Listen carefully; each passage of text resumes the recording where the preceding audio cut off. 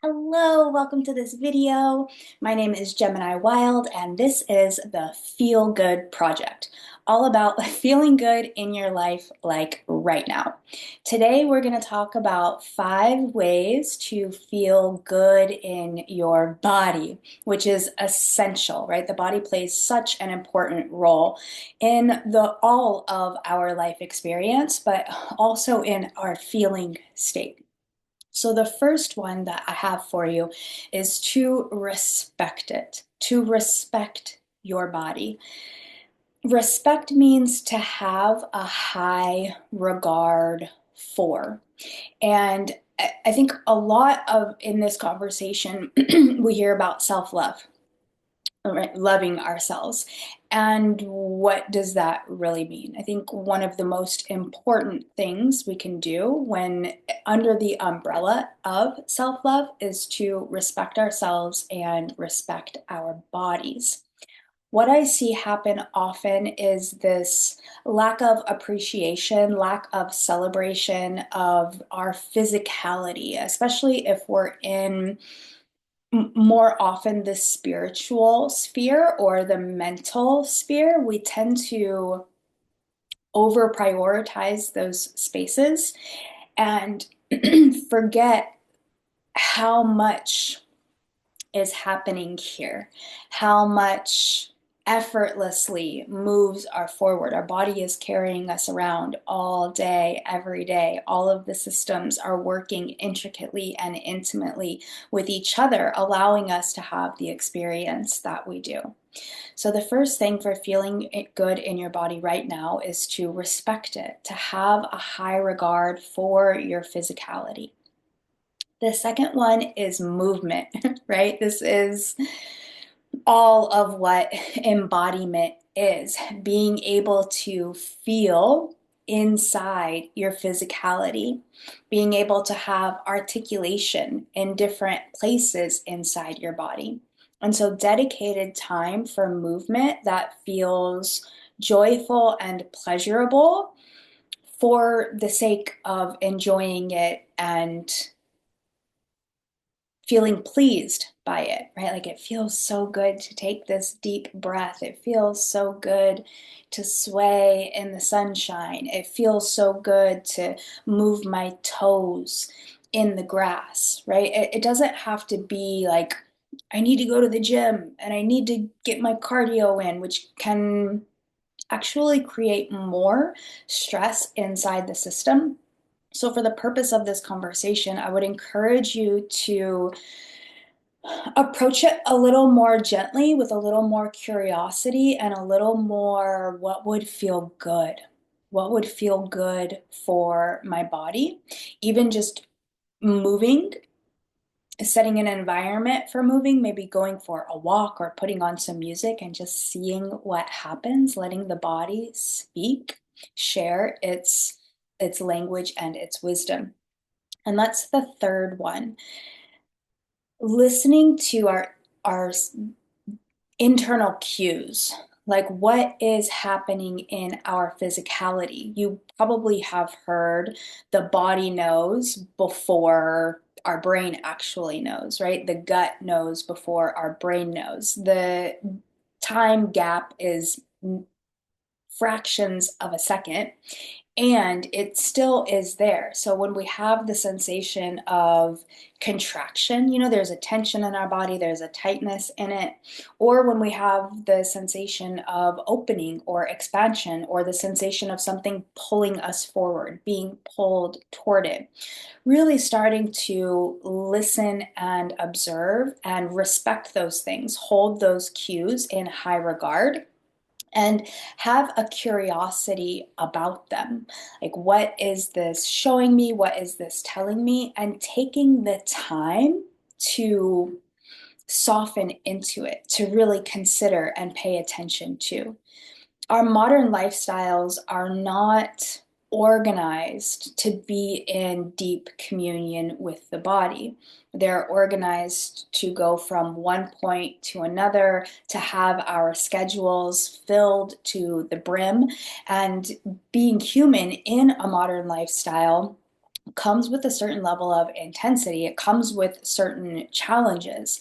And we can just be aware of that and do our best to participate in ways that are meaningful to us and are going to help cultivate the experience we're wanting to have, right? Just slowly, slowly, every day moving that needle forward.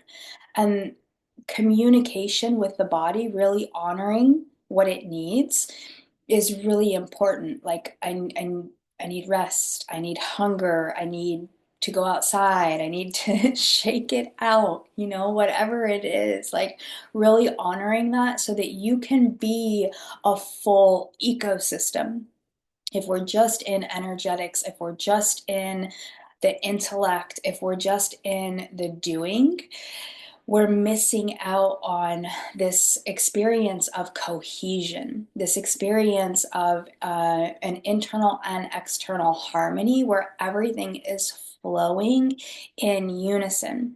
This is where we get magnetism from. This is where we get one of the ways. This is where we get it just is easier because we've taken the time to allow all parts of ourselves to be online.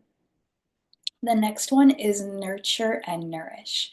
Nurture your body, nourish your body, give it what it needs to function optimally. And that is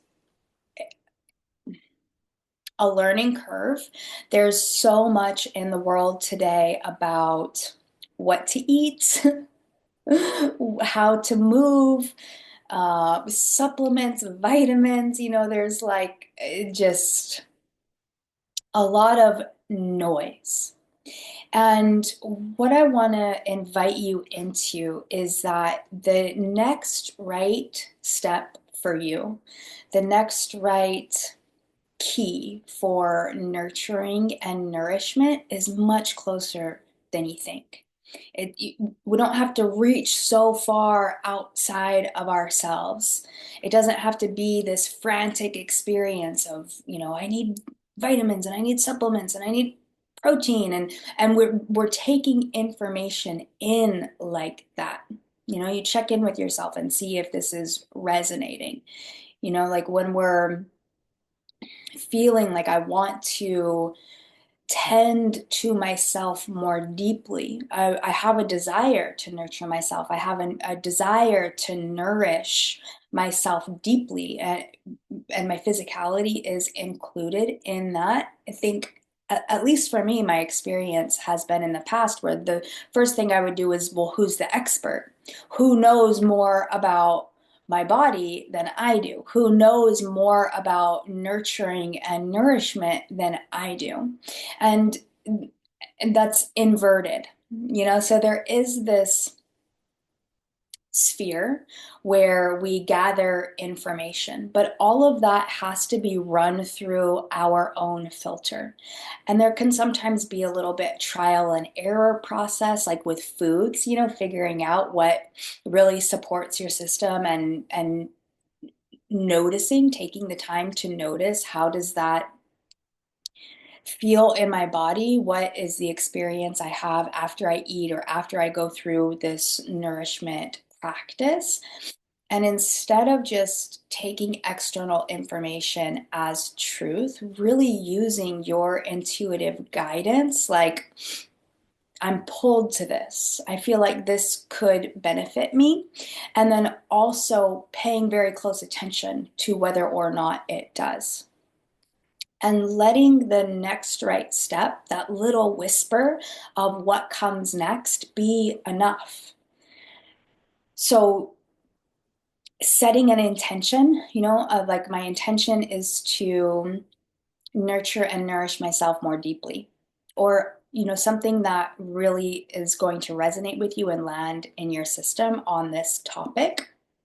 Like maybe it's a specific, like, I want to nourish my breath. I want to nourish my gut. Like whatever it is that feels like it could use some tender, loving care, and then just very gently participating in that without having to make these like huge, drastic lifestyle shifts, right? Little by little, and then we end up where we want to be actually very, very quickly.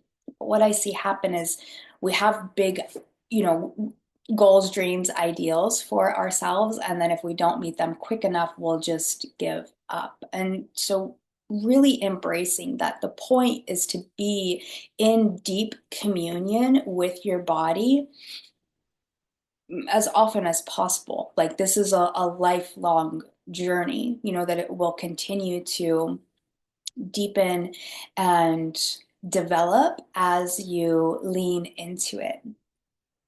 And then the last one is to celebrate. To celebrate the body. I think this is so important. One of my favorite ways to celebrate the body is with adornment.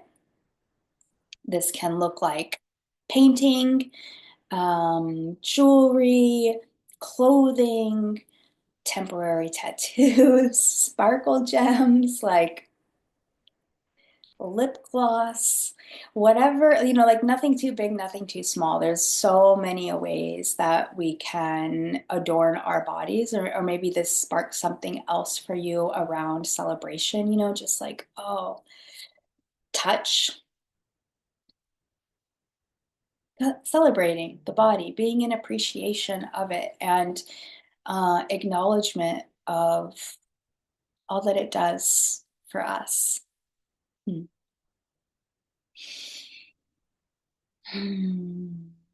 Okay, so 5 ways to feel good in the body, like right now. The first one is to respect it.